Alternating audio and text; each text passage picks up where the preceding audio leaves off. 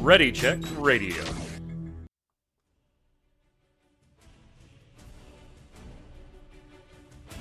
Stand by as we get ready to serve up all your news this week in the world of gaming. Welcome to Gaming Gumbo.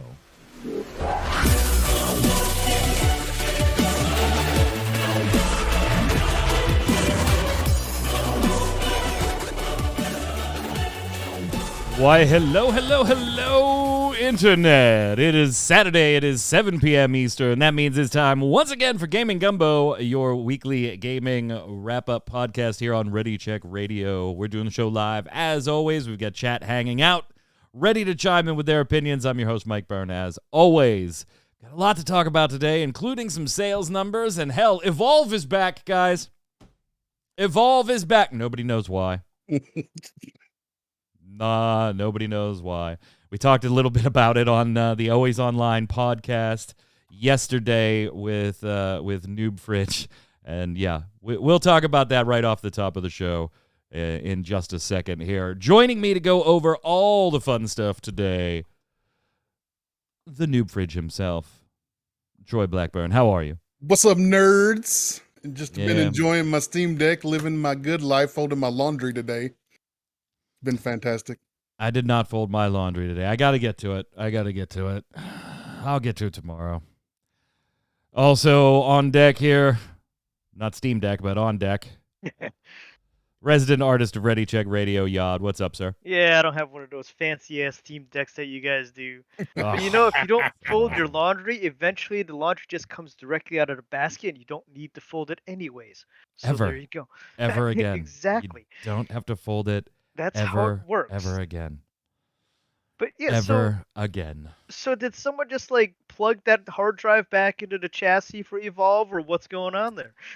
Yeah, so we covered it on MMO Bomb. I'd found it on Thursday night, so I assigned it to Aspen, who wrote it on Friday morning, and so we posted it. We posted it then, and yeah, who knows?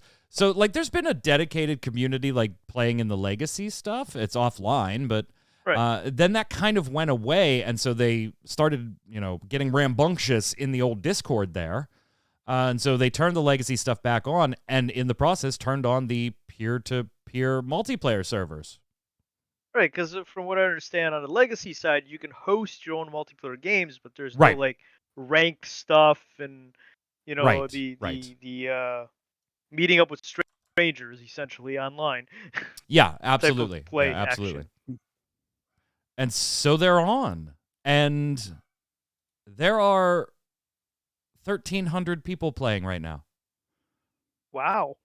Yeah, I just looked at it. I was like, wow, there are still, like, right at 1,300 people playing. They got to be doing something, Troy, right? Like, that's got to be, like, maybe they're not going to bring it back. I mean, maybe they will. They just bring it back. But I almost feel like it's a better PR if you've been working on another project that's kind of related to that style of gameplay, that like 4-on-1 asynchronous gameplay, or I'm sorry, asymmetrical gameplay, or something in that IP. Like it's gotta be a teaser for something, right? Guerrilla marketing, man. Maybe no marketing is the marketing genius that they needed. Yeah, I mean, that's kind of the way it went free to play, right? It was just like a tweet. It was like, hey, it's free to play. It's free to play. Congratulations.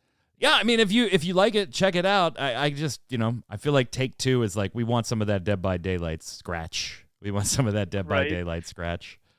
4-on-1, we got that. Yeah, you do got that. But you screwed up the monetization so bad that everybody left. But let's try it again. Yeah, let's do it a second time. Let's try again. Download. 815% increase over the past 30 days. Yeah, like the last time they had that many players was like October 2016 or something stupid like that. Yeah, day one. Day one. So yeah, if you want to play Evolve, it's back. I mean, you already have to own it. You can't get it, even though it was free to play. You can't get it on Steam. It's delisted. But if you own it, you can go ahead and play it.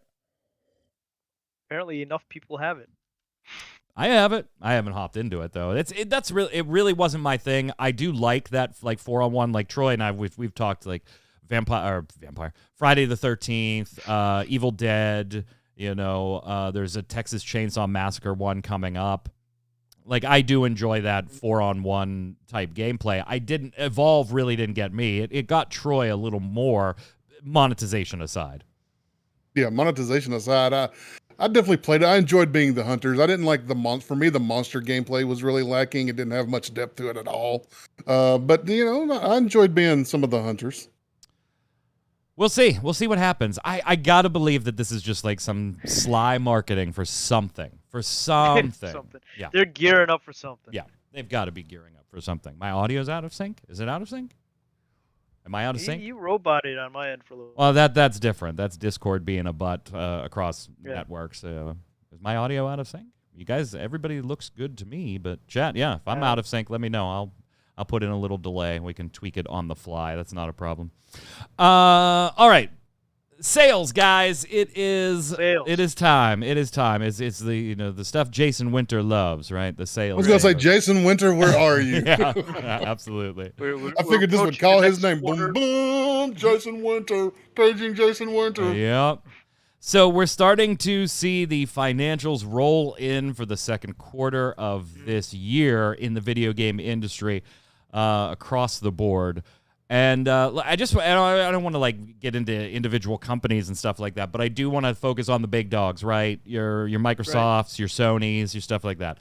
We are, by the way, going to focus, being a gaming show, on the gaming branches of those companies. Like Sony as a whole is up a couple of %. Microsoft as a whole is obviously doing very well. Their cloud services carrying a tremendous portion of their portfolio. They just barely slipped under $1 trillion market cap right now. So they're doing fine as companies. I want to look at the gaming side specifically of both of those because Microsoft reporting their gaming revenue has dropped 7% year over year, and the hardware revenue is down 11% year over year. Now, we have less information on the Microsoft side of things because they stopped reporting console sales and figures like that a while ago. They have continued to say that the current slate of Xboxes, the Series S and Series X, are the best-selling Xboxes in history. And then when you look at particular regions, I'm looking at you, Japan. It is doing very strong there comparative to previous iterations of the Xbox. So those may be good numbers or a good sentiment, but dollar-wise, no. They've lost 7% of gaming revenue and 11% of hardware. Chalk up some of that, what you will, to the typical semiconductor shortage and all those typical things that you hear. Guys, this has to be directly COVID related, right, Yad? I mean, no company that is in video games, entertainment, streaming services, hell, even PC parts and consoles themselves can possibly be expected to maintain this year what they did last year and even most of the year before with just record-breaking revenues because everybody was stuck in the damn house. Right. And now that we have like vaccines and stuff like that, even with the new variants and stuff going on, people are venturing back outside. And the moment you start venturing back outside, you put down the video game console because you want to see your friends in person. You want to go. I'm supposed to be seeing people now? I mean, if you have friends, crap. Not you, Troy. Not you, Troy. You still have to stay home. Still have to stay home. Yeah, you need to stay home and work for Mike. Everybody else, we're going outside and doing things. But conventions have started back up, and places to go eat and stuff like that. That's a thing again. All that stuff. And the moment you start doing that eats into your video game time. Yeah, and certainly inflation doesn't help, right? Because video games are one of the first. Well, that's an expendable income item, and I have less expendable income right now. Right. So your video games, your streaming services, whether that's, gaming streaming or video streaming, those services that are month to month and stuff like that, people are going to start cutting it out. Which ones don't I use as often? Am I doing something else instead of this? So I'm going to cancel that subscription for a while. MMOs, nothing's going on in this game right now, so I'm going to cancel it for a couple of months. that type of Yep. thing. And it's bound to happen, especially with, once again, people going back outside Yeah, and then seeing things. conversely, by the way, lockdowns in China have kind of had the opposite effect. God. That's really been putting a bit of a crunch on things. Interestingly, though, Troy, although the game revenue itself is down, although the hardware revenue itself is down, they are absolutely in line with what Microsoft put out as their slate of predictions in April. So if you look at like Microsoft's stock, and again, that's Microsoft as a whole, not representative of just its gaming arm, and again, their cloud business is just going gangbusters right now. Their stock is actually going up. They forecasted correctly. They forecasted these percentages almost dead on. I mean, almost dead on. And they are having an uptick in other places. So although there's like a 6% drop in content and service revenue, that's like your microtransactions, your DLCs, your stuff like that, that's kind of offset because Xbox Game Pass subscriptions continue to grow. Glad that they had the proper expectations for what was going to happen this year compared to next year. Otherwise, they would be creating their own panic situation for investors and board members where they're we can, because isn't that typically what big companies want to do? They're like, better than last year, always better than last year, no matter what, and they create their own panic situation. So I'm just glad that they predicted something reasonable, given, and still have growth within other genres of their business. Yeah, it's interesting to watch. It's interesting. They've got to be doing comparative analysis. Like I know what I do for my company is global in nature. It's a different beast. I'm not in my day job is not in video games. It's in software engineering, but it's not video games. Not only do we do the year-over-year comparisons, right, and those are big as far as P&Ls go every quarter or every year. But we've also started comparing to 2019, right? So there's two comp analyses that have been going on. One is the typical year over year. And what that will tell you right now is how well your particular business is rebounding from a down period during COVID for most businesses, or how much you may be shrinking because you had an abundance of business during COVID, like you see with these video game companies. But we're also doing trend analysis against 2019 so that we have a better picture of where's our business today, Yod, compared to normal operating procedures. The last time things were a little more normal as far as the business goes, what were we looking like? And a large segment of what I do is in travel, which is very, very interesting to look at, because that is something that is tremendously impacted by lockdowns and things like that. So very, very interesting. So Microsoft gets the up. Yeah, Havoc and I talking in chat. The Windows side of things is actually down a little bit, mainly because the normal revenue that Microsoft has for contracts with other companies that are building computers and front-loading Windows on them, those contracts have slipped back a little bit. So it's not so much the commercial, consumer side. It's more those business-to-business contracts as far as Windows goes for preloading them on the, the computers that are going to be sold at Best Buy and Target and stuff. That's where they make their money anyways, on OSs and stuff like that. No, right now it's Azure and cloud that is absolutely carrying the company to a tremendous extent. But I mean, on average, they're Azure. Like Amazon. Amazon's going to be interesting. I know it's not technically game related, although hopefully we'll get a little bit of a peek at New World when Amazon drops there. Because they can't put Amazon games on the P&L publicly, Troy, and you not go, well, that's New World, because that's all they got. That's all they got. But you got one game. Yeah. Well, I mean, Lost Ark, the publishing license for that. Yeah. So we'll have to see if there's itemization for Amazon games. Because Amazon's cloud storage solutions and things like that, kind of a direct competitor in that Azure and cloud storage Microsoft space as well. So it'll be interesting. And Amazon had an outage yesterday and the day before, so Ooh. That affected Streamlabs, by the way. So, ironically enough, when Amazon has outages, it can get bad everywhere. Oh yeah. Same thing.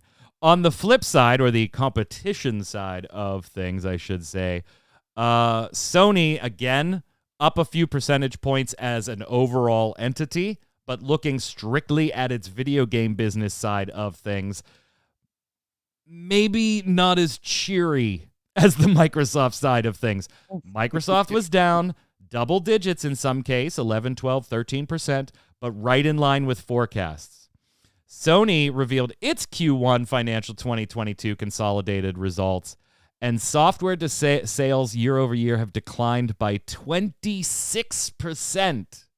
They lost a quarter of it. Again, though, we are comparing to that COVID. Everybody's at home. Everybody's getting, not everybody, but here in the United States, many were getting different stimulus checks and things like that maybe they had a little extra scratch laying around and bought a game or two when normally their budget wouldn't allow them to have bought 2 or 3 games in that given month or whatever. But that is in a year of tremendous exclusives too, Yad. Horizon Forbidden West. Stuff like that. Obviously, later this year, we're going to get The Last of Us remake, and we're going to get God of War Ragnarok. So those 2 titles could tremendously make up a lot of the gap. But 26. Ragnarok, definitely. Oh, Ragnarok's going to be gangbusters. Yeah. But that Last of Us, I hear too much of, we don't need that yet. Why the heck did they make that? There's no point. Why is it $70? Yeah, why is it $70? Yeah. Well. And I mean, does the figures for Horizon Forbidden West include the ones that are in the bundle to PS5? Because right now that's all there is out there is the freaking bundle. I want to get a PS5, but all there is the bundle, and I don't want the freaking bundle. I don't want the bundle. The PlayStation 5 itself, its sales have increased by 4% compared to the last report, 2.4 million units. Interestingly, although they have not adjusted their target, Troy, of 18 million units by the end of the year total, they are still lagging behind the PlayStation 4. They're still lagging behind on PlayStation comparative after 7 months of the PlayStation 4 sales. They're still lagging behind in this one, which is interesting. Everybody holding on to the older hardware there. Mm-hmm. Well, if you break them out of the freaking bundles. Well, that's not Sony though. That's like that's actually it is. Oh, is it really? Yeah, I haven't looked at their Forbidden Sony West Direct stuff. It's a giant box bundle. Oh, jeez. And those are the only ones that are left anywhere. I was trying to look at their big releases for this year, and it looks like the biggest stuff is still yet to come this year. Yeah, so God of War and The Last of Us. No wonder remake, they're so far behind. But I mean, that's to be expected. The holiday season is going to be the bigger, no doubt, seller. No doubt. PlayStation Plus subscribers increased by 2%, but the reported number of active PSN users declined by 3%. So a few more subscribers, but less overall PSN users. And engagement, and Microsoft saw this too, although they didn't report directly on it, engagement, a.k.a. how much time you spending in front of that box we got in your house, is down on both sides. Interestingly, one of the things that could be factoring in, and I want your opinion here on this one, Troy, on Sony's side of things, is, remember, they've had chip shortages and the same distribution issues and things as far as hardware goes, but they've been a little more comfortable adopting the brand new $70 title price tag too, which I wonder, does that factor into people buying less? Yeah, because as Chap brought up, not only were people hanging on to the older consoles, but there was the chip shortage, and they were having a hard time even getting the new console, the PS5, the ones who wanted it. But yeah, games are going up, becoming more expensive quicker over there. I feel like, from an outsider looking in, I've long felt that the Xbox Microsoft Game Pass is better than Sony's online offering. If I was to go buy a console right now, as somebody who doesn't own anything except my PC and my Steam Deck, I would go buy an Xbox. I wouldn't even be considering PlayStation at this point, especially knowing as a PC player that those exclusives are now coming to PC, which may be part of the reason they decided that they're going to push that really hard is because they realized they were down on software sales on their actual consoles themselves. And hey, look at all this money that we're going to throw at you when you give us your games too. Sony does have the PlayStation VR 2 coming as well. That's likely to be a March, April 2023 thing if the titles we saw previewed for that are any indication. And we did get more information on this one as well today on some of the features. We know that's a 4000 by 2040 HDR resolution. That's 2000 and 2040 for each eye. But here's the thing. They did say, seen above, in their little video that they put together, you can use the front-facing camera on the PSVR 2 headset to scan the room, while the Sense controllers allow you to shape the area on the floor. While using the peripherals during play, players will be warned when they're approaching the borders of the predefined area. It also has a pass-through that allows you to look at the front-facing camera so you can see around your room at the push of a button. So I was like, oh, cool. You're doing all the things Oculus has been doing forever. Nice. Right. Congratulations. Good job, Sony. Good job. Just now Good catching job. up to this. Yeah. I mean, I'm gonna buy it. I do enjoy my PSVR. It has sat on the shelf since we got the Oculus Quest 2. I mean, it's just the Oculus Quest 2 just beats it unmercilessly. And that's been what we've played the most of. But it's newer tech. Newer tech's always gonna do that. Yeah. So, I mean, once this comes out, I'm sure this will, go on your head, and the Oculus will sit on the shelf, and then a new Oculus will come out, and that'll sit. Oculus, by the tech works way, these days. Oculus. You think it gets hot on your head? I've never had that problem. Oculus, interestingly, by the way, is now reverting back and will no longer require a Facebook account, which is good. Which is good. Before we leave Sony, though, there was one little interesting tidbit I'd like to bring you. Since hardware sales are down, things are more expensive with inflation, there's a chip shortage, etc., etc., etc. Sony was asked on their investor call about a potential price increase on the PlayStation 5. Would you consider increasing the price of the PS5 to face some of these market pressures? Now, this wouldn't be unprecedented. In consoles, maybe, but from Sony as a company, it wouldn't be. If you look right now, and I'm echoing in your headset, Yod, if you look at Sony's marketing in Japan right now, they have increased the price of some of their hardware-based stuff, headphones, mice, things like that. So would they be willing to do one on the PlayStation 5? And here's the weird part, Troy. They didn't say no.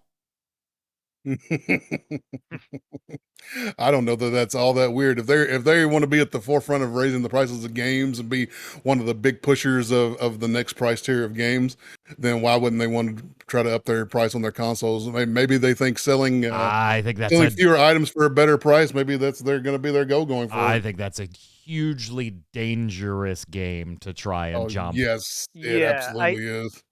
I can actually see, because with headphones and controllers and stuff, raising the price on that is, I think, for a consumer, from a consumer's perspective, easier, because those are things that are replaced quicker these days. Right. I mean, back in the day, no way. But I think that is a huge mistake. Obviously, I understand the mental mathematical appeal to it, right? I was a calculus major. Right. I get it. We're a little lack here. We're a little lacking here. We're a little lacking here. Let's make up a little ground here. I totally get the logic from a business perspective why you might consider that, looking at stone cold numbers. I think that would be irrevocably dumb. I can see them where you take a console that has a fixed price out on the market for over a year, right? It's what, a year and a half now? Something like that. Yeah. And it's got a price point, and consumers just expect those prices to go down. The console gets cheaper over time. That's just the way it works with the console. Because the stuff becomes cheaper. They find better ways to build it. They can build it faster. Right. They can build it cheaper. It's the $6 million man. Here we go. And so those just get cheaper. If you have a console that really has not hit store shelves yet, like it has not hit store shelves yet for any. No, there are still people who celebrate. I seen a tweet just the other day. Somebody's celebrating because their Best Buy happened to have one. Yeah. I mean, like I said, earlier, I'm still looking for one. I guess I should also say they didn't say yes, but more importantly, they didn't say no. Now, this is transcribed by Video Game Chronicle, so translation. When asked about this, Chief Financial Officer Hiroki Totoki said, about a potential price increase for the PS5, at this point in time, there is nothing specific I can share with you about prices. So it wasn't a yes, but it was a far cry from a no. Yeah, it definitely wasn't a no. I'm with you, though. I think that would be a huge mistake, and I think they would price themselves out of the market, I think is what they would end up. Instead of making up ground, I think they would cost themselves ground in the long run. I think this is where the PS5 Pro comes in. You bump up a couple of specs here and there, call it a Pro with a new form factor, you bump the price up. See, but and I think, Yad, I would go with you on that. That is different. You would have to then, of course, justify the cost difference with the specs, and we have no idea what a PS5 Pro would officially look like yet to say, okay, right, with a chip shortage and X and Y and Z, that makes sense. But I could definitely see that. But then doesn't your answer become, we have no plans to adjust the price on the currently available model of the PlayStation 5? I mean, doesn't that become your chief financial officer's answer? That is way too clean of a statement. It's also the chief financial officer, not the marketing guy. So financial officer is always going to be like, I'd like to do that. Hike it up. I'd like to increase our margins. I don't know. I think they're playing a risky game if they try it. Yeah. I think they're playing a risky game if they just try to increase the price of the base PlayStation 5 right now. Mm-hmm. I think it'd be a bad idea. You're like, oh, look, I already have a decision on which console to get. One of them isn't charging me $70 for every single game. By the way, I hear that Game Pass is pretty dope. Oh, you just increased it by $80. Ah, shit, we're getting the Xbox, kids. We're getting the Xbox, kids. Getting the Xbox. The usage, I also wonder, are they tracking the people that use their apps as well? Because I'll talk to my friends on the PSN app on the iPad or my phone where they're playing their PS5s. Right. So are they tracking my access on the app? Oh, you're being tracked by everybody. The NSA has been watching you for decades. That's not who I'm talking about. I'm talking about Sony. Oh, yeah. Sorry. I know they're watching me. Yeah. Right. We all know remember during people didn't want to get COVID boosters because they thought there was trackers in them. I'm like, you carry one, you idiot. Right? Right? You voluntarily carry this thing everywhere you go. You bought the newest model of it just within the last year, you upgrading fool. Anyway. If you accidentally walk out the door without it, you feel like a piece of you is missing. Yeah. Yeah, well, I mean, I guess you have to log into PSN, right? To use it. Yeah. So then, you're absolutely being tracked. Yeah. Yeah, but I whether that's included in their engagement as far as like software. Right. Is that considered engagement? No, it was trackers too. Yeah, it was mind control too. Yeah, mind control. Oh my God. Mind control, yeah. I did want to mention a specific company, Troy, because we did talk about this a little on the Always Online podcast, but I can't warn people enough. Do not fucking buy Skull and Bones. Don't buy it. What? Gangbusters? Do not buy it. If you've never waited for reviews ever in your life, this is the time. This is the time. So we've talked about Skull and Bones often on the show. We've talked about Ubisoft Singapore often on the show. Yad, you were right, by the way. I did go back and look at some of our previous coverage.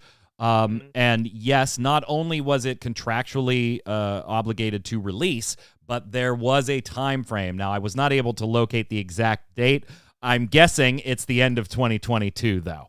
Right. So, yeah, that's what I thought I remembered. I'm guessing it's the end of 2022. Ubisoft has basically canceled or delayed its entire slate. We talked about that on the Always Online podcast last week. We talked about it on this show last week. Avatar delayed. Assassin's Creed delayed. Every Tom Clancy thing delayed. Or canceled. Or just shot right in the face. That Tom Clancy Ghost Recon-based battle royale none of you wanted. No, you don't have to worry about it. Nobody's getting it. they right canceled. In the back of the head. Yeah, it just was taken outside and shot. That leaves Ubisoft, speaking of financial outlooks, with 2 major releases for the rest of this year. Mario & Rabbids, the sequel, which is already... I'm sure it's going to be a damn good game. I love the first one. It's already a limited audience, though. It's only available on the Switch, and you got to be into those tactics-based kind of RPG-ish games, so you're talking about a niche audience of a niche audience. I shouldn't call Switch owners niche, but it is one slice. You can't get it on PlayStation, Xbox, PC, none of that. It's platform limiting. I'll be playing that shit on Steam Deck, though. Not so platform limiting. I still have to buy it, so they'll get their money out of me. So that'll do moderately well, but that is not a title you want to pin your P&R hopes on. That's not a flagship title. Exactly. Yeah. Good word. That's the one. crossover. That's the one. Not a flagship. Yeah. The other one this year is Skull and Bones. Don't get me wrong. Nobody wants to be a pirate on the open seas in an open adventure more than Mike. I couldn't wait for Sea of Thieves. I bought 4 copies of that across PC and Xboxes. Our whole family was here with headsets when that launched. And then we stopped playing it because it was really bad. It's better now. It's better now, so if you do want to check out that Sea of Thieves, go for it. I would recommend checking it out. It's a lot better now. We got burnt at launch. That's all. No Man's Sky fans know exactly what I'm talking about. I was just going to say, No Man's Sky people know how you feel. Yeah. Do not buy this on day one. Just don't. It is being forced out the door. And remember, this was actually supposed to be more in the vein of an Assassin's Creed. There's no story anymore. There's like no main campaign to go through or anything like that. You'll learn little bits of lore and see key characters in like recurring bounties and stuff like that. But this is literally just go do your thing. Now, Kotaku, when they reported on all the delays and cancellations, and we reported on them on MMO Bomb as well, but in addition, Kotaku spoke with a former developer on Sea of Thieves. Somebody on the team. Sea of Thieves or? Skull and Bones, sorry. Oh my God, I don't want to besmirch Sea of Thieves. My apologies, Rare. My apologies, Rare. You are a good game. Thumbs up. This one is not. Skull and Bones. According to one developer, this is according to Kotaku, giving credit to the author, Ethan Gotch. According to one developer, there is little to the pirate ship game beyond what you've already seen when it reemerged in a showcase livestream earlier this month. Despite a bevy of resource-gathering survival sim mechanics, they said each individual part of the game lacked depth. Now, there was also supposed to be some type of test phase heading into like September, October here. That likely is not going to happen. Now, I mean, it still could, but they reported that it's likely not going to happen. They were already supposed to have one, which they did not. We'll see if they have another one. Troy, you're absolutely right. If you have never waited for a review in your life, wait on this one. And you know what? I got to give credit because it totally didn't enter my mind. But when we were talking about this yesterday on Always Online, go over to mmobomb.com. Watch that show, please. That's the site that actually pays the bills. I would appreciate it. I like paychecks. Takal said it in chat, and it totally had not crossed my mind. But I think he's dead on. I'm going to be really surprised to see how they handle review copies of this game. Mm-hmm. Like, yeah. is this one that we have reviews from like ACG Carrick 2 or 3 days before the game comes out?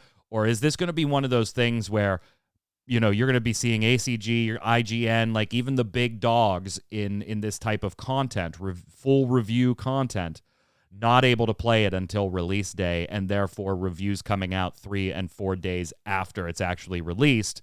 Because this is one, to do a full fair review, you're going to need a good 40 to 80 hours of diving around in all of its different mechanics.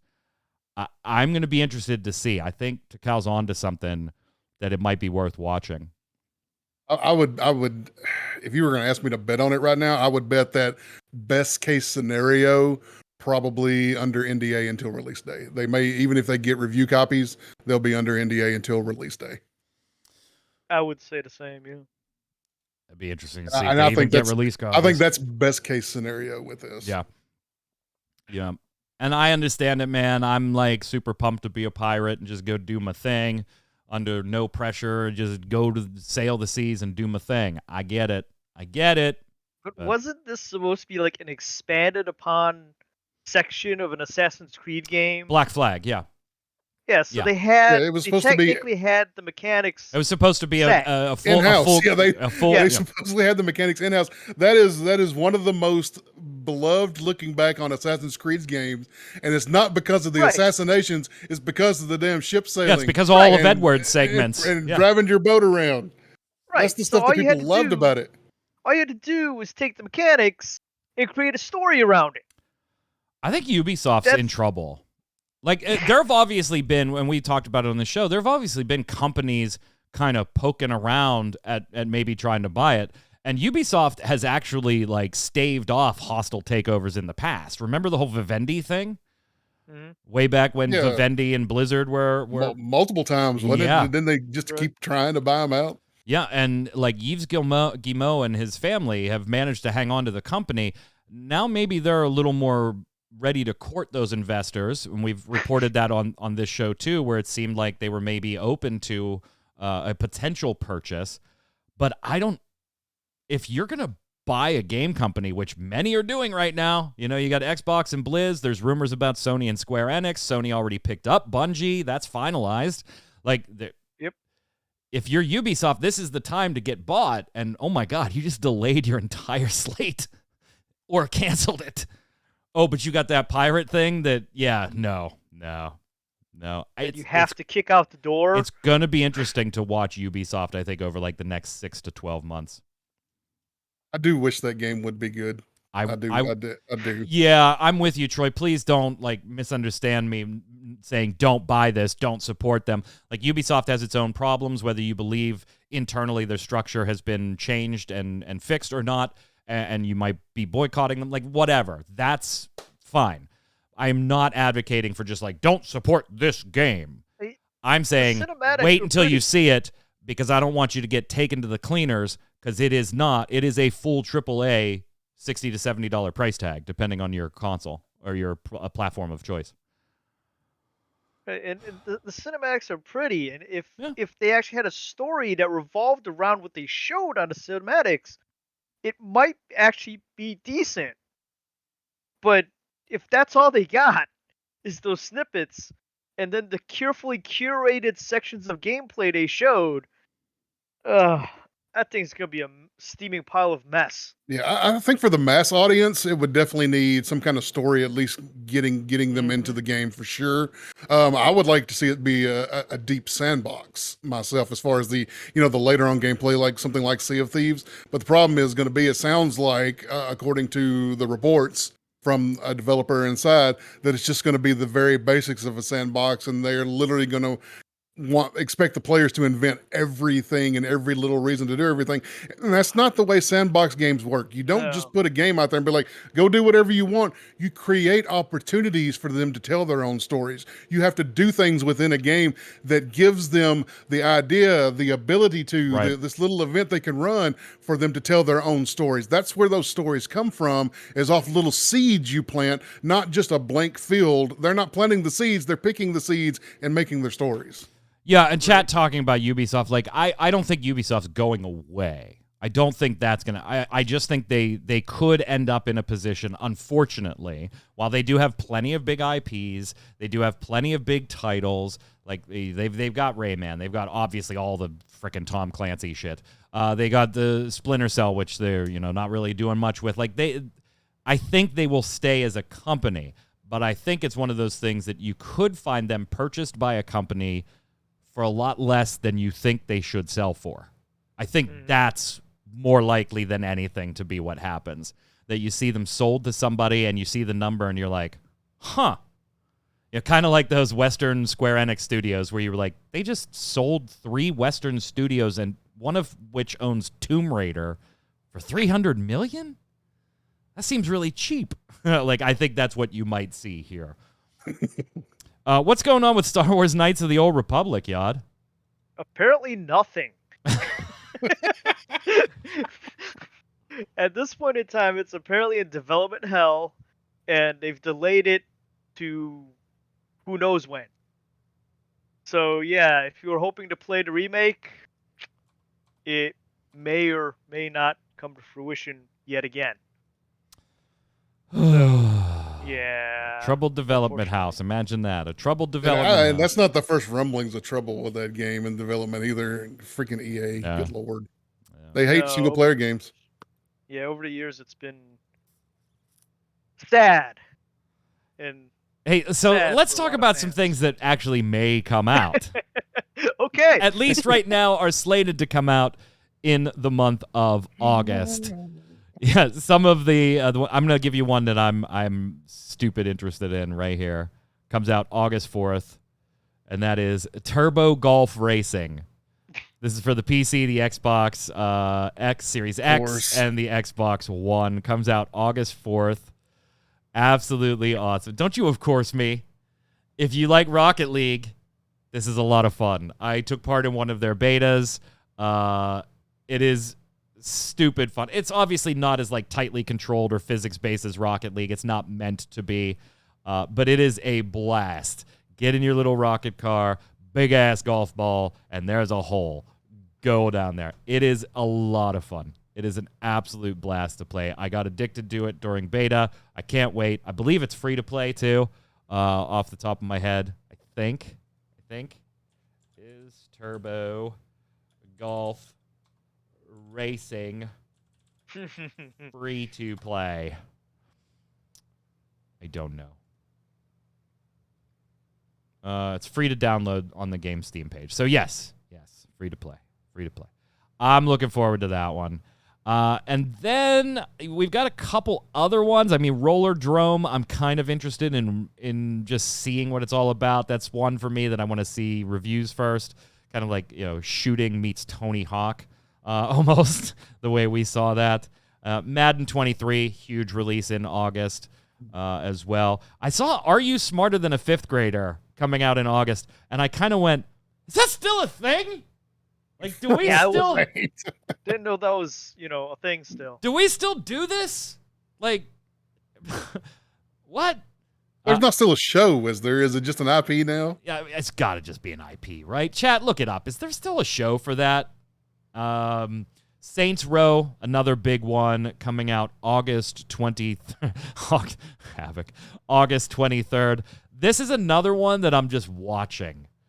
I love the Saints Row franchise, but a lot of the stuff that they showed earlier, I was fully in the majority going, what are you guys doing? What the hell are you doing with this remake? The remake doesn't seem much like anything like the original Saints Row, does it? Yeah, I mean, I'm a fan, so we'll see. So there's a couple of them that I'm watching. Troy, anything you're watching in particular? Yeah, for sure. Captain Obvious says the Spider-Man game, as long as that's not a bad port, we know it's a good game, so that'll be an easy pickup. August 4th, I've got one on that day too. Hard West 2. Oh, you mean Turbo Golf Racing? Yeah, I'll play with you. Not a problem. If you haven't played the original Hard West, if you're a fan of the turn-based tactical combat and sort of almost a Dark Tower-esque setting where it's sort of a dark fantasy Western setting where there's magic and evil and stuff like that. It's a hell of a fun game. I would recommend picking up Hard West and checking it out for sure. As long as the reviews are good on Hard West 2, I don't see any reason not to play Hard West 2. And then there was one more. Oh, the 2 Point games, the 2 Point Campus. Oh, yeah, I haven't played any of those yet, but they're always on my wish list. They're always just one board night away from getting picked up because they look like they would be really fun. And I enjoy those type of sort of over-the-top simulation games. What you looking for in August, Yod? I've been kind of in the mood for games that just kind of waste time a little bit with not really too much contention or stress. Oh. So I was kind of looking at Arcade Paradise. Oh, we right. kind of go in and get some high scores and stuff like that. And we call those pooping while playing the Steam Deck games. Yes. Yes. That's and a little nostalgia goes a long way these days. Yeah, it does. It definitely does. So, Yod, I got some news for you. I brought it specifically to the show. I saw that. For you. It even says in the notes, Bungie news for Yod. Yeah. So I wanted to get your opinion on both of these, but more importantly, the first one. So the first one, they're going to have new content coming for the next 2 seasons, 18 and 19. Yep. New raid, well, not new raid. They're unvaulting a raid and making some changes so that they can have a whole new world first race and all that jazz. They haven't told us the raid. Right. They're going to have a reveal late in August of not only that, but also like the next expansion, the Lightfall. I think it's a Lightfall. Is that it? I don't know.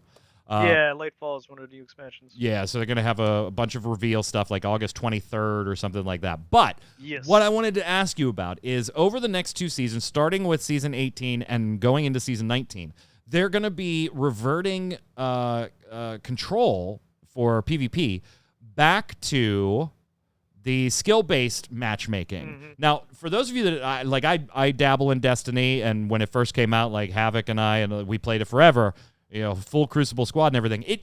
Destiny used to use skill-based matchmaking, right. But they took it away because there were problems with it when you had people on the low end and the high end taking forever to get matches, etc. And so they moved it to more connection-based. Right. Who had the best internet connection, and they just lumped everybody together and threw them in.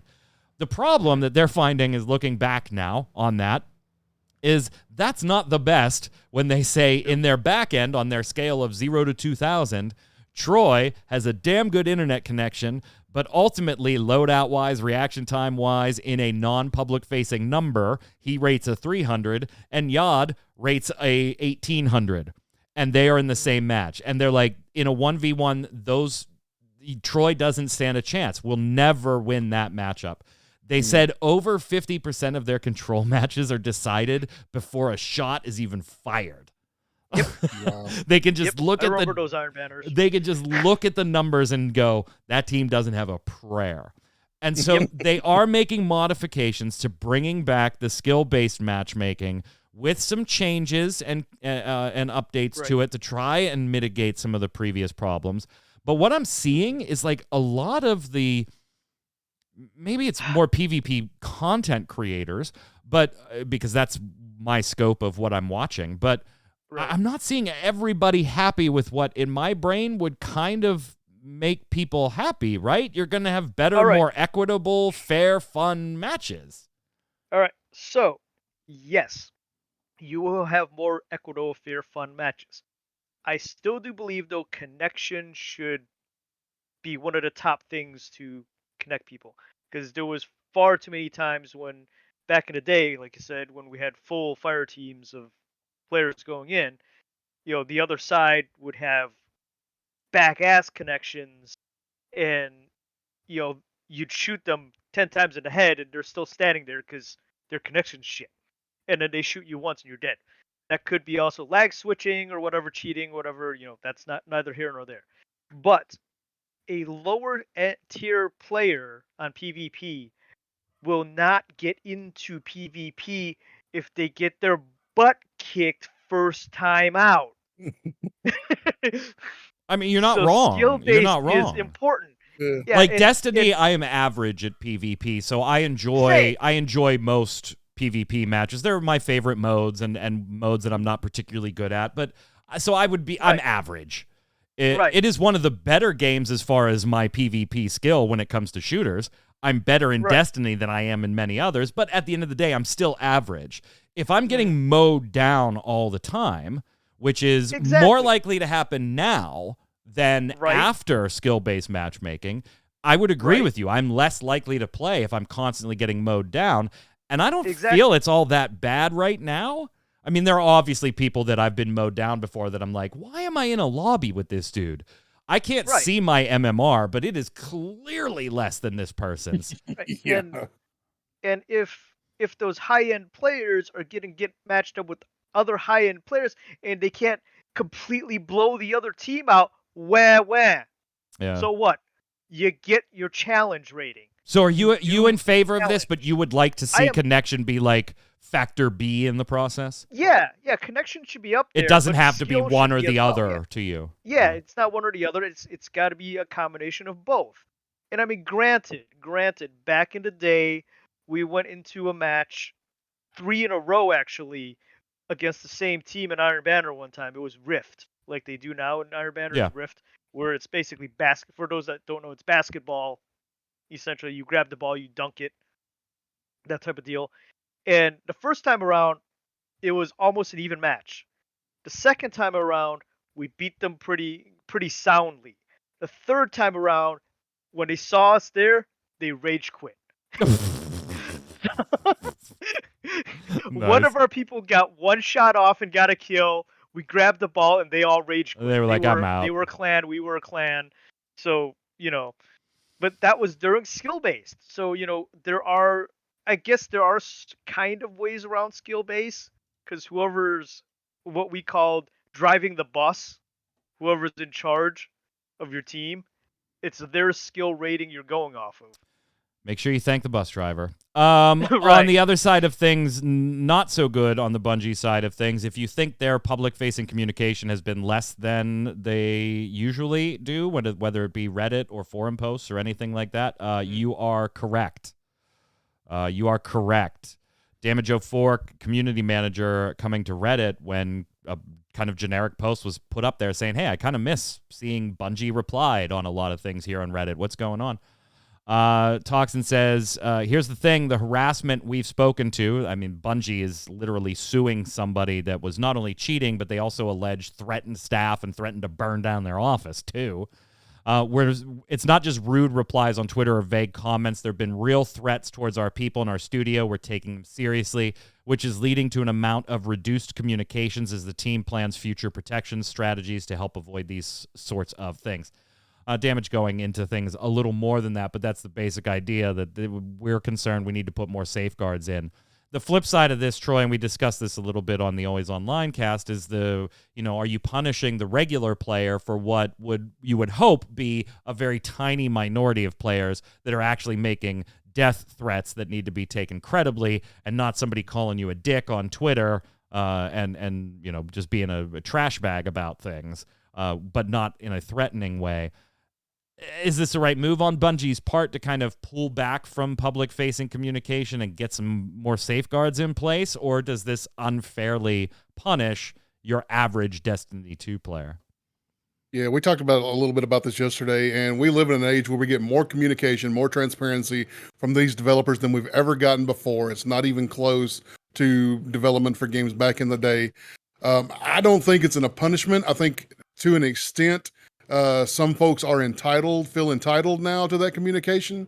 As long as they're not completely cutting off communication, putting some safeguards in place and trying to make it better for themselves in the future to communicate, I think that's absolutely fine. I don't think they're unjustly punishing anybody. They're just doing what they have to do to protect their people, because it's too easy to dox someone, to figure out who they are, where they live, get all their information, and harass them personally, not just across Twitter calling all the developers a bunch of idiots. It's way too easy to do that nowadays. Have you noticed, Yad, a reduced communication as somebody who plays Destiny, almost daily? There has been less stuff coming out from them, and with this statement, I think it's fine. It's perfectly fine, like Troy said. It's not a permanent thing. They're not going. We're never going to talk to you guys again. They're going. We're going to pull back a little bit, reorganize, and then we'll come back with you. So that's probably the proper thing to do in this case, because threats are to be taken seriously, especially in this day and age with, like Troy said, so much transparency going on.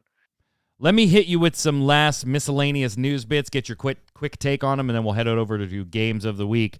First off, Jason Schreier over at Bloomberg reporting that Grand Theft Auto 6 is going to include a playable female protagonist. That would be something new for the franchise. According to people familiar with development, the woman, who is a Latina, will reportedly be one of a pair of leading characters in a story influenced by bank robbers Bonnie and Clyde. The developers are also being cautious not to punch down by making jokes about marginalized groups, something obviously that the series in its formative years obviously did. They catered to stereotype jokes and things like that quite a bit. And that, hey, they have no idea when this is going to release, the people that Jason talked to, but it's probably about at least 2 years away, which I think all of us expected. But they also went out of their way to say, hey, Rockstar is in the middle of completing a reinvention. Remember, this is one of those companies, along with Riot, along with Blizzard, has had accusations of frat boy culture and crunch and like everything wrong with the industry. There's a report that Rockstar Games has attempted to reinvent itself as a more progressive and compassionate workplace, with Bloomberg citing interviews with more than 20 people who work there currently or left recently. Some of recent changes include restructuring the design department to keep overtime under control, changes to scheduling, converting contractors to full-time employees, the ousting of several managers employees saw as abusive or difficult to work with, new mental health and leave benefits, a flexi-time policy that allows staff to immediately take time off for every extra hour that they do work, and a promise that excessive overtime will not be required for Grand Theft Auto 6, unlike some of the major releases the company has had in the past. On the downside, some say, hey, it has put a little bit of mid-level management, extra steps in there, so communication kind of suffers a little bit. I mean, that's good, right? It's only 20 people who aren't going on the record with their names or anything, but that's a far cry than when we hear 10 people coming out of Blizzard or 10 people coming out of these other companies making statements. Troy, it's right direction, right? Yeah, at least they're going the right way, and I don't want to give too heavy props for fixing something that shouldn't have been the case in the first place. True. But at least they are fixing the problem. And hey, Blizzard, you don't have to wait until the government's investigating you and you're being sued for tens of millions of dollars. Yeah, you can fix this stuff on your own. Yeah, Riot's $100 million settlement just got finalized by a judge this week. I don't have it in the show notes for this show. Go to MMO Bomb. We talked about it there. But I bet they're looking, going, we probably just should have fixed it before all this stuff. If you nip it in the bud, you won't get to the lawsuit. Remember Axie Infinity, Yod, that NFT game that a lot of people play that had like 625 million shanked out of its blockchain? Frickin' NFTs. Yeah. Well, hey, let me add a little something for you. Apparently, the Sky Mavis CEO Trung Nguyen went ahead and moved some of his tokens before publicly acknowledging or informing investors of the hack, where they lost 625 million, which, by the way, as we talked about on this show, they were only being reimbursed to the tune of about a third of those lost assets. Now, they're saying that the CEO moved about 3 million worth of Axie Infinity's main tokens, AEX, from Axie's blockchain to the crypto exchange Binance before news of the hack went public. Now, the transaction itself you could view publicly. It wasn't hidden, but there was no information showing on who owned the wallet. So you couldn't pinpoint who had that money or was those tokens and who was moving it until analysis of that public data pointed to Win, and then Sky Mavis confirmed that it was Win. Here's what they have to say when accusations of insider trading went live. They said, at the time, we, Sky Mavis, understood that our position and options would be better the more AXS we had on Binance. This would give us the flexibility to pursue different options for securing the loans and capital required. The founding team chose to transfer it from this wallet to ensure that short sellers who track official Axie wallets would not be able to front-run the news, and that any accusations that he was trying to mitigate potential personal losses were baseless. And so here's what I say. oh, so you weren't trying to hide the fact that you were moving money because you got hacked. You were trying to hide the fact that you were moving money because you didn't want people to see you were moving money and short sell the damn currency itself. So you were being sneaky and trying to hide it, but for different reasons. Yes, Is that the credit you want? Is that the type of credit you want? Yes. Oh, yes. You're not this kind of asshole. You're this kind of asshole. Right. This is the kind of people who run NFTs, by the way. All of them out there who are running these crypto companies, these NFT companies, they're all this type of person. All they care about is the bottom line and what they're going to get out of it, and they're the only ones making money out of this. Pretty much. I wasn't being sneaky for the reason you think I was being sneaky, Havoc. I was being sneaky for other reasons that are still me being sneaky at the end of the day. Several WWE games, including the really bad one, 2K20, have been delisted without any notice. This includes WWE 2K17, 18, 19, and 20, the aforementioned absolutely terrible one. So that means the only digital ones on Steam, the PlayStation Store, and the Xbox Store are WWE 2K22. Imagine that, the most recent release, and WWE 2K Battlegrounds. Those are the only two that are still up. Now, they have done this before, where they have just suddenly delisted some things. I don't know what's going on, they've always tried to migrate and force you to the most recent one. There are developer challenges here, like Ukes used to do them, and now Ukes doesn't, so maybe there was some licensing stuff going up. 2022 is actually doing pretty well review-wise. Better because they took a whole year off to go ahead and redo it with a whole new developer, so you kind of have to do better at that point. The bar's already pretty low.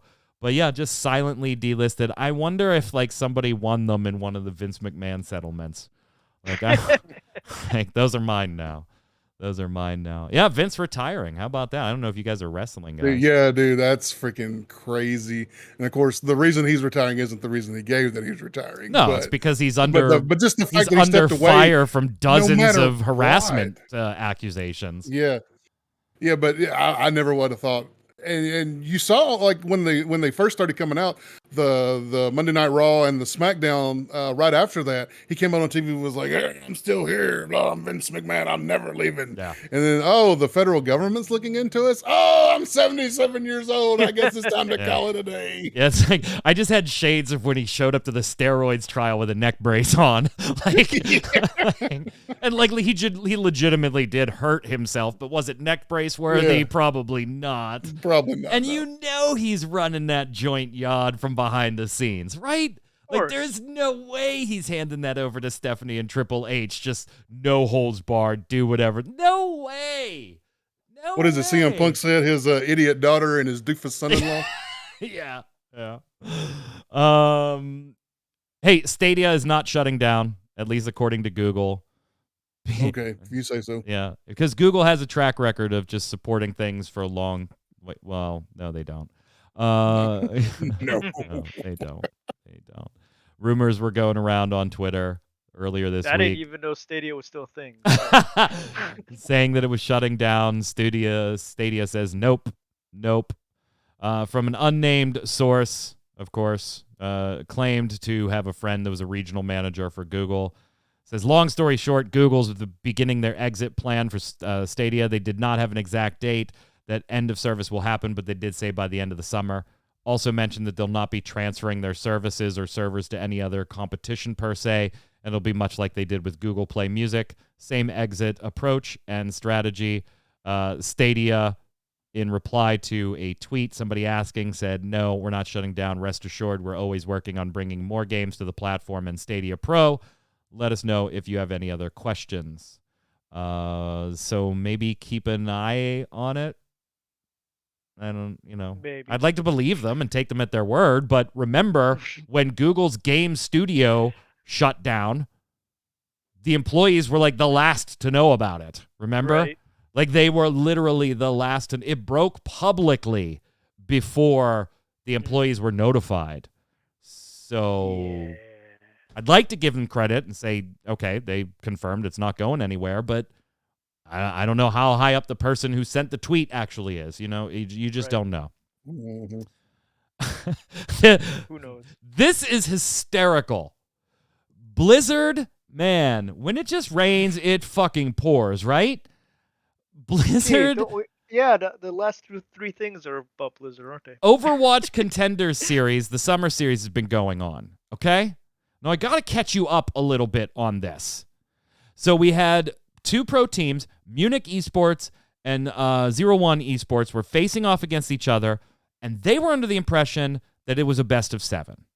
They had been told this, although the rest of the tournament was a best of 5, the finals, they were told, was going to be a best of 7. And whoever wins 4 wins. But apparently the commentators... Discord discussion a Discord discussion, yeah. Apparently the EU commentators forgot that they had discussed this on Discord and called the game early as a best of 5 when one of the teams went up 3-0.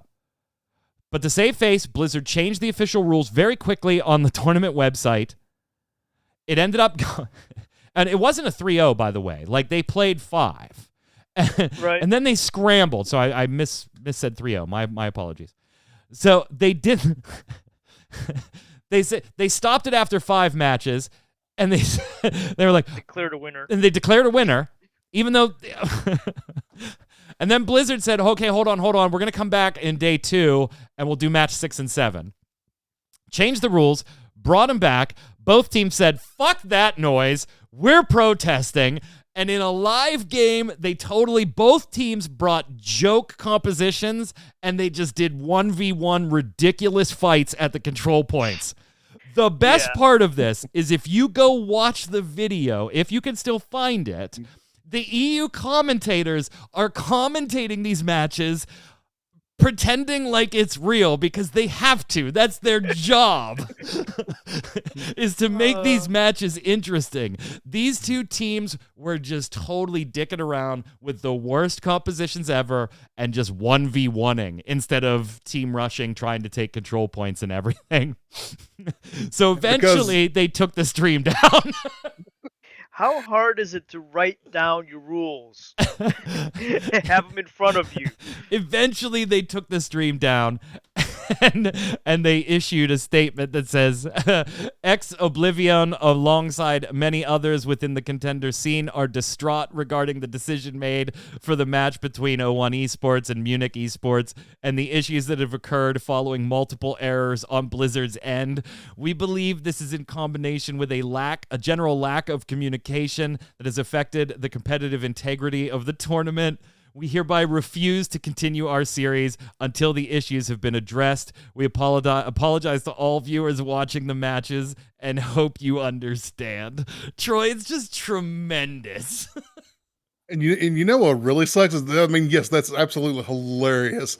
But what really sucks is because Blizzard cannot do anything right. They're purposefully trying to do everything wrong. I would bet an amount of money to anybody that some of those players or all those players are going to get suspensions for collusion. Oh, probably. Oh, they can't, They're gonna get some kind of fine. You think that, but how often do you think, oh, Blizzard can't do that? That would surely not. And then they freaking do it anyway. They can't, right? They can't do anything right now. I bet they will. I'm with collusion, because that's that's the definition of collusion right there. What they did. Yep. Because they conspired against Blizzard. Mm-hmm. God's sakes. For God's sake. Oh yeah, I don't think the story's over yet.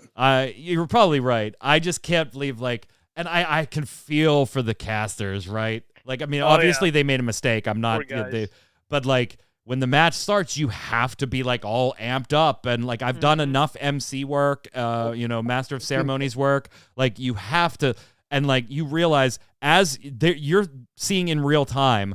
Like their brains go, oh my God, what is going on? Like I've been there. I've run nonprofit charity events where you're emceeing or I'm doing magic and you're just like watching a disaster unfold, but you have to pretend that it's not a disaster and it's totally normal. Oh my God, it's tremendous. Jace, that's a good way to describe it. It's covering a WTF moment.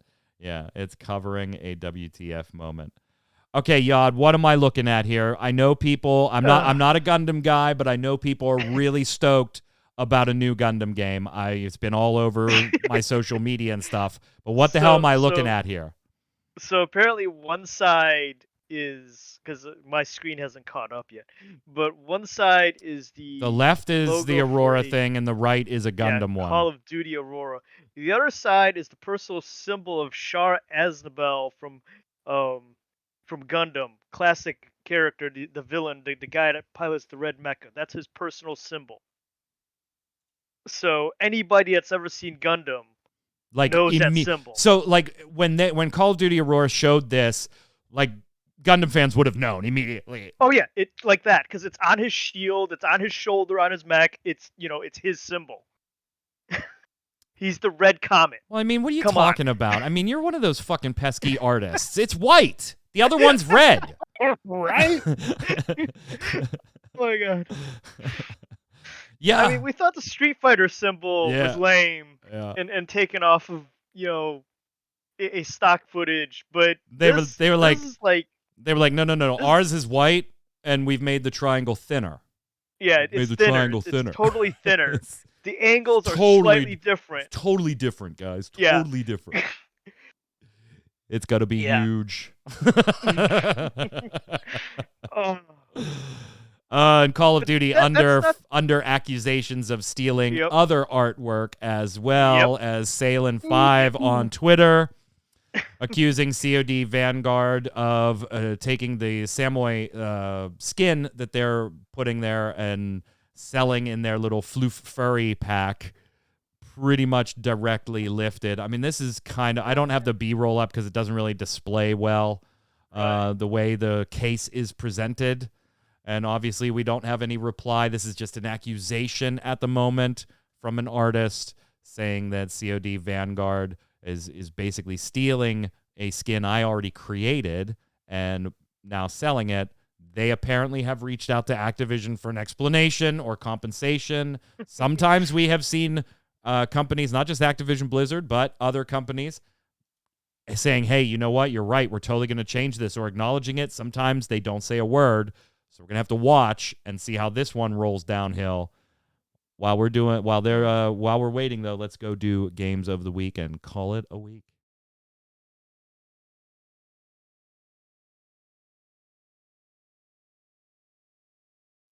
For those of you new here, welcome. Thank you so much. We hope you enjoyed the show. Go ahead and give us a follow, a like, a subscribe. Turn on those notifications, whether you're watching on YouTube, whether you're listening on iTunes, Spotify, Audible, Amazon Music, any of the platforms that we are on. We definitely appreciate the support. And if you like what we do here, join us for our other shows, including Thursday night shows, The Relic Grind, our Final Fantasy XIV Square Enix podcast, and all of our different streams hosted by myself and our wonderful team of volunteer streamers. No Torchwick stream after this show, but Tarkoth will be live later tonight. Head on over to ReadyCheckRadio.com. All the socials are in the upper right-hand corner, including Twitter. Makes it real easy for you to know when we're going live. This is how we end the episode of Gaming Gumbo every week. All three of us are about to recommend a game. Could be a board game, card game, video game, handheld game, whatever.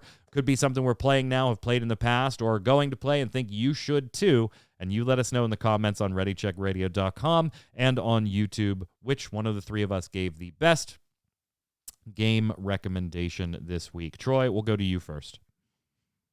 This week, I am recommending Architects of the West Kingdom. It is a worker placement game. Worker placement is my most favored game mechanic by far. In this game, you're placing your workers around the board, trying to build a temple church in the middle. You get contribution points for helping build that, or you can be a scummy villain doing dirty deeds and getting points that way.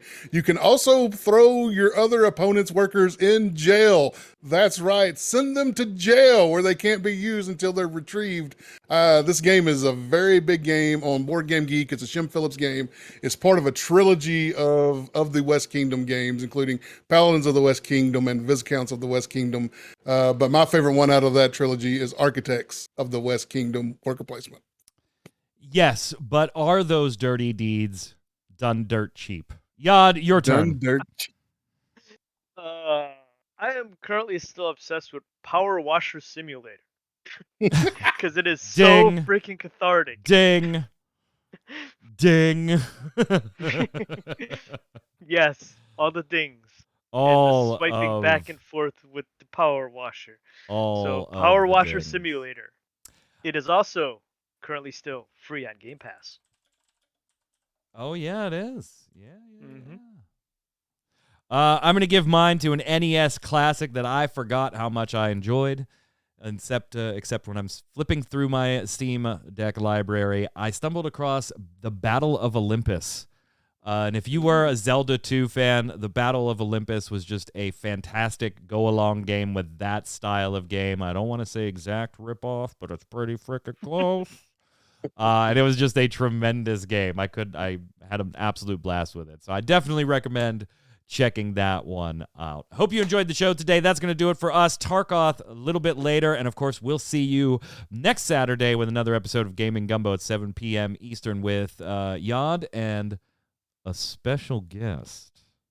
Ooh. A special Boom, guest. boom, boom. Those of you that have watched me since Game Breaker might want to stop by next week Oh my. for a special guest. Until next week, Troy, where can everybody find you? Hey, hit me up on the Twitters at Noob Fridge. Yod. Yad Artworks on Twitter, Yad Artworks on Facebook, and right here on Gaming Gumbo. I'm Mike Byrne. You can follow me personally there at MagicMan1 on Twitter, but more importantly, follow at RC Radio, RAIDEO, and you'll know every time we go live with a podcast or one of our streamers. Until next time, stay safe. See you on the servers.